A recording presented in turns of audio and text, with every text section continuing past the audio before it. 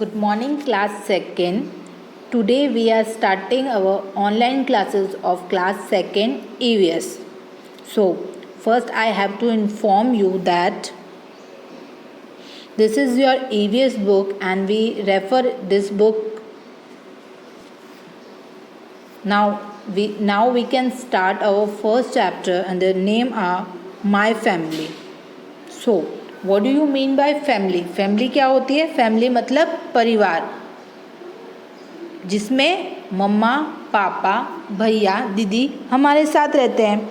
लेकिन joint family क्या होती है? जॉइंट फैमिली वो होती है, किसी किसी की फैमिली को आपने देखा हो जिसमें दादा दादी, बड़े पापा, बड़ी मम्मी, चाचा चाची, उनके बच्चे आप लोगों के साथ ही रहते हैं, तो उसे बोलते हैं joint family.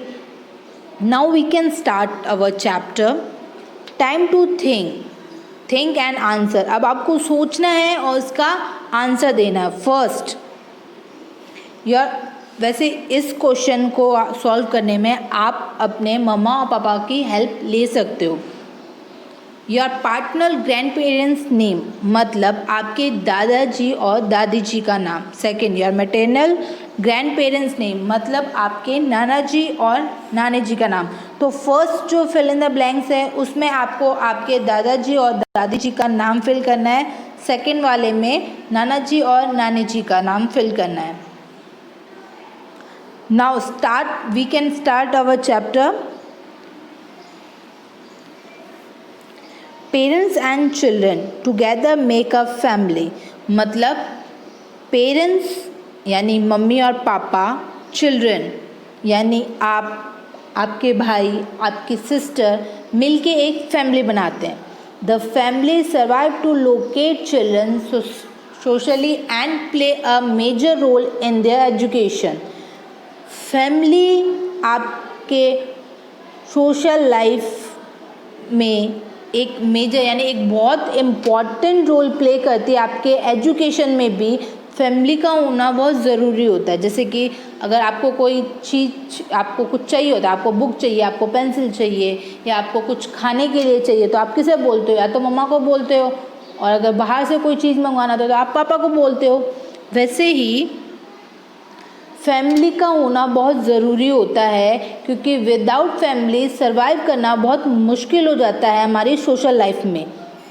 So Rahul and Sneha live with their family. Rahul और स्नेहा,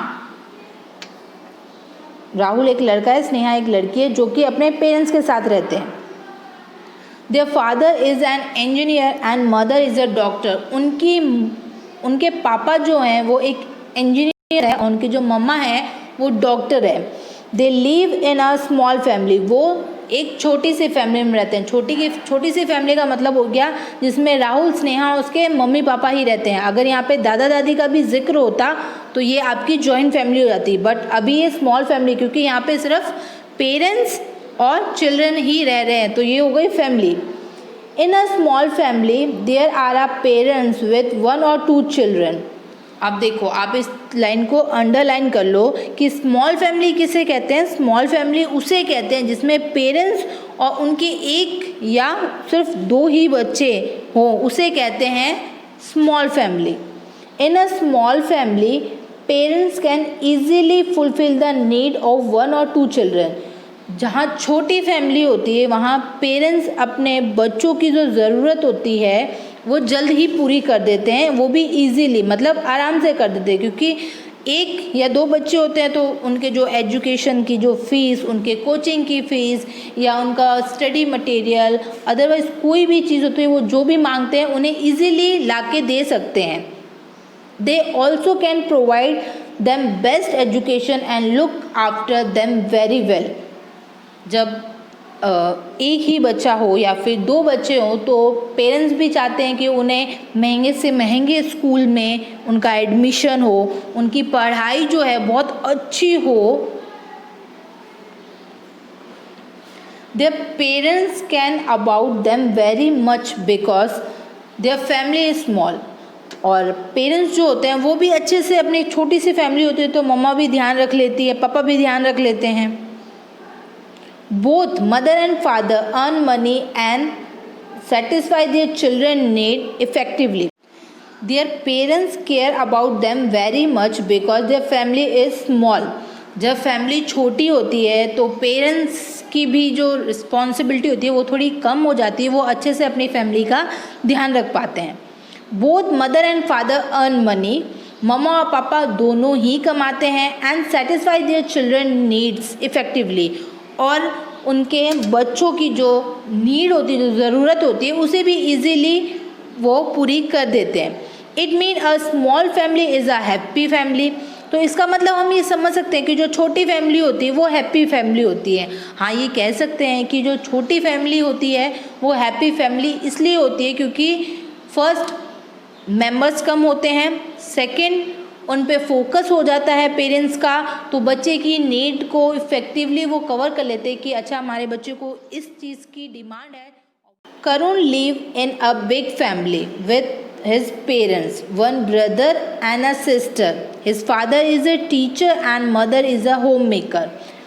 करुण जो है, अब दूसरे पर्सन की बात हो रही है, करुण जो है वो एक बड़ी सी फैमिली में रहता है, बड़ी सी फैमिली मतलब जहाँ एक भाई है, जहाँ एक बहन है, और मतलब करुण के अलावा एक ब्रदर है और एक सिस्टर, यानी 3 बच्चे और parents.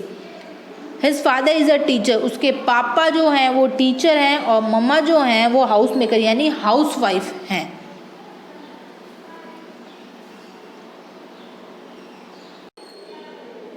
Now turn the page. In a big family there are a parents with more than 2 children.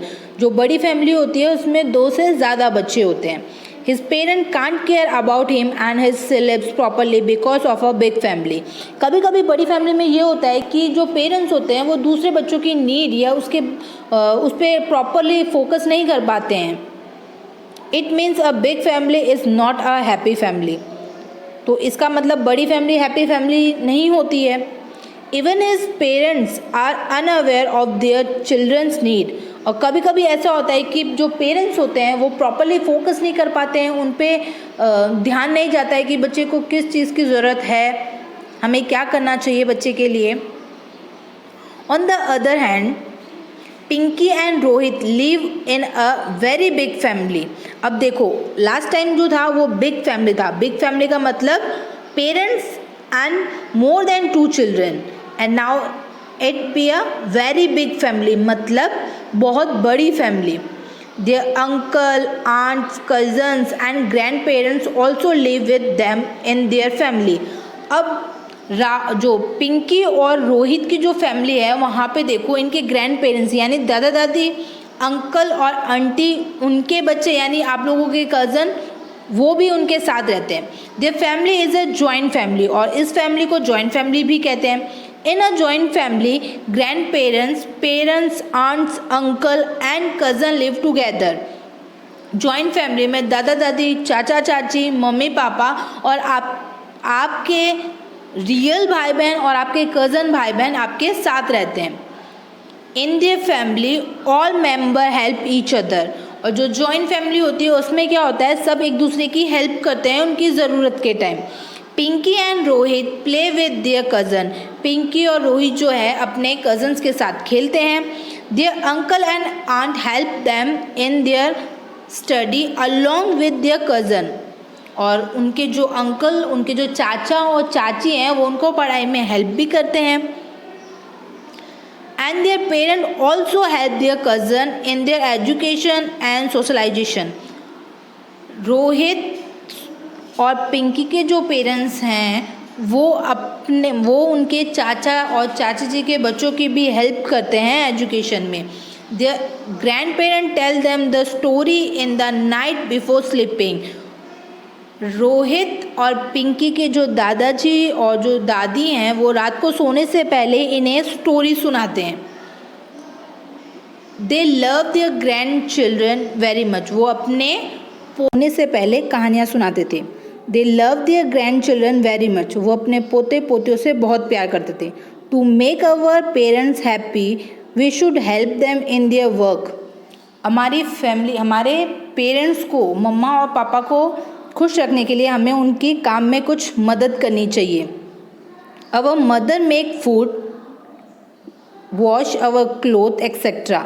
मम्मा जैसे कि खाना बनाती है हमारे लिए, कपड़े धोती है हमारे, और भी बहुत सारे घर के काम करती है। आपके स्कूल बैग पैक करने में हेल्प करती है, आपके लिए टिफ़िन बनाती हैं, आपका स्कूल यूनिफॉर्म जो होता है उसे प्रेस करती है, और भी आपके लिए बहुत सारी हेल्प करती है मम्मा। Our father earn money for us and satisfy all our demands।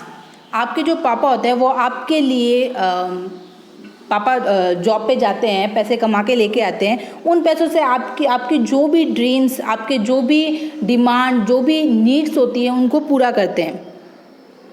We should keep our room neat and tidy. आपको अपना रूम नीट एंड क्लीन रखना चाहिए, साफ़ सुथरा रखना चाहिए। रूम में ज़्यादा गंदगी नहीं करनी चाहिए। बुक्स को बैग के अंदर या फिर बुक शेल्फ में ही रखना चाहिए। बुक को बेड पर बिखेर के नहीं रखना चाहिए। जब आप स्कूल से वापस घर जाते हो तो यूनिफॉर्म की जगह रखनी चाहिए। शूज़ की जगह रखना चाहिए। ऐसे नहीं है कि घर जाते ही बॉटल कहीं फेंका, बैग कहीं फेंका, शूज़ कहीं फेंक दिए। इस तरह की चीज़ें हमें नहीं करनी चाहिए। We should keep the cloth in the cupboard after washing and iron. जब आपके जो कपड़े होते हैं वो धुल जाते हैं, धुलने के बाद उनको प्रेस होने के बाद आपको अपने कबर्ड के अंदर रखना चाहिए।